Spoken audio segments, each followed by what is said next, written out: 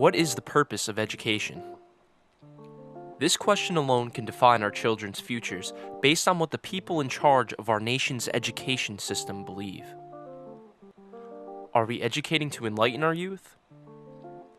Are we educating to prepare our children for the future? For specialized jobs? Or are we educating our youth so that they can succeed in a democratic society? To answer this last question, we need to take a look at a teaching method that stresses the importance of democracy. This is a quick look at problem-based learning.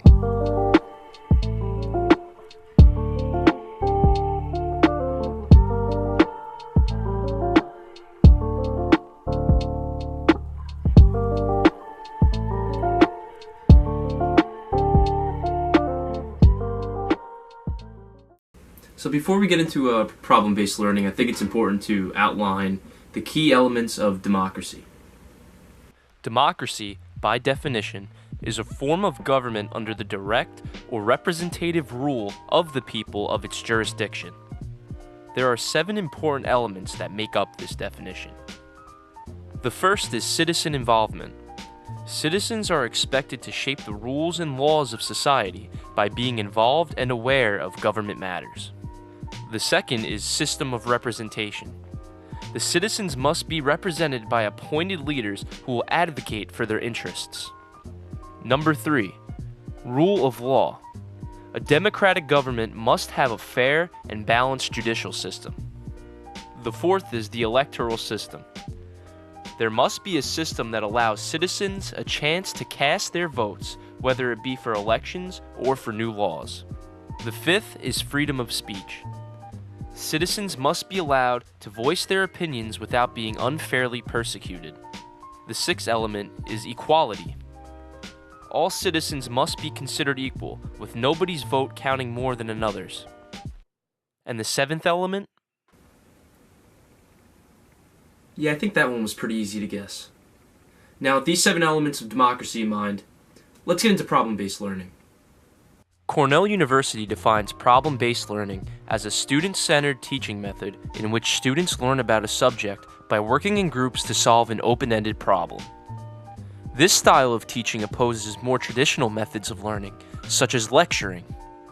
Instead of the teacher being the sole dispenser of knowledge, students use other resources in their pursuit of an answer.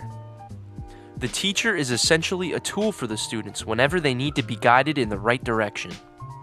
Otherwise, students are encouraged to use resources such as books, maps, encyclopedias, the internet, and various other means of research.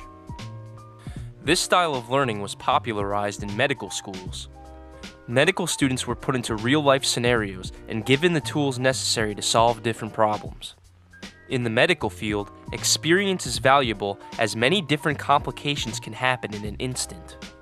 In a report about problem-based learning implementation at medical schools, Savory and Duffy say, some of the features of the problem-based learning environment are that the learners are actively engaged in working at tasks and activities which are authentic to the environment in which they would be used. One study published into Eric Digest by Marzia Hayati Abdullah talks about how language teachers should use problem-based learning. Quote, problem-based learning can situate language learning in the real world. By posing language learners problems like those in real life, teachers can bridge the gap between language use in the real world and what Dyson calls the fake world of school.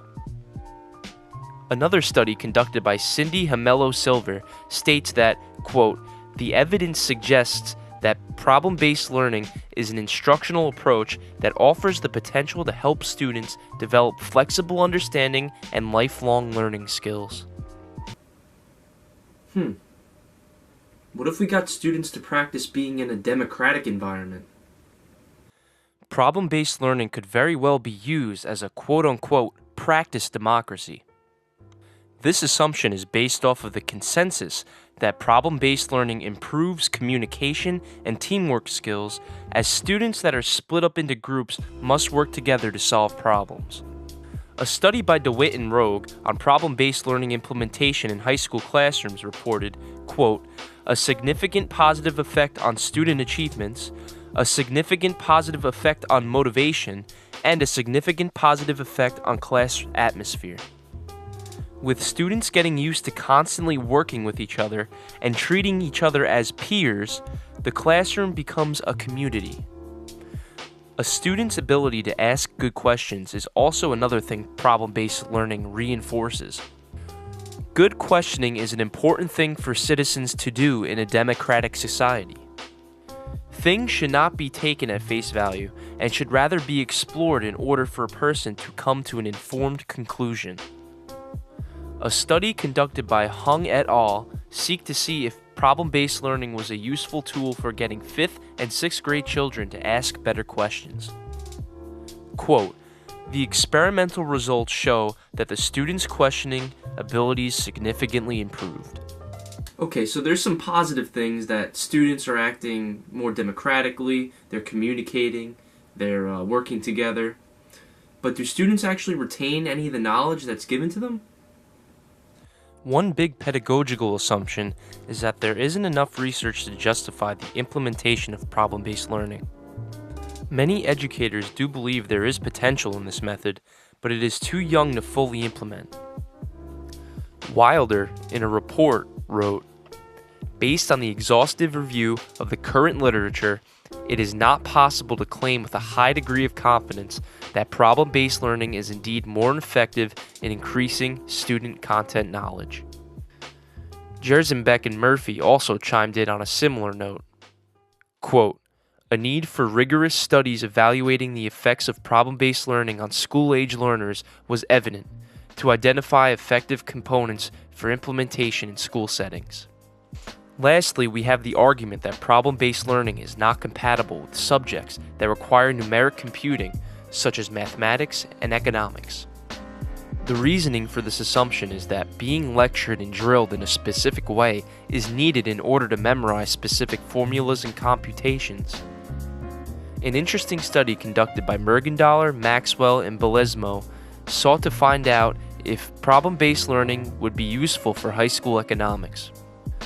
Quote, "No differences between problem-based learning and traditional classes were found regarding unit-specific student learning outcomes, although there was a difference in changes in general economics knowledge measured at the beginning and end of the semester, with the traditional classes learning more." The conclusion? Whoa. Problem-based learning is a democratic teaching approach that emphasizes teamwork, communication, interpersonality, and other things like that. I think K through 12 education would benefit greatly if it was implemented. However, I do agree that there still needs to be some more research, especially in the K through 12 setting. I also do think that other subjects like math and economics are better off with more traditional learning approaches. But besides those 2 points, the early research looks promising. I think that we'd be giving more students a head start on how to act democratically. Yeah, that's all I've got. Thanks for watching.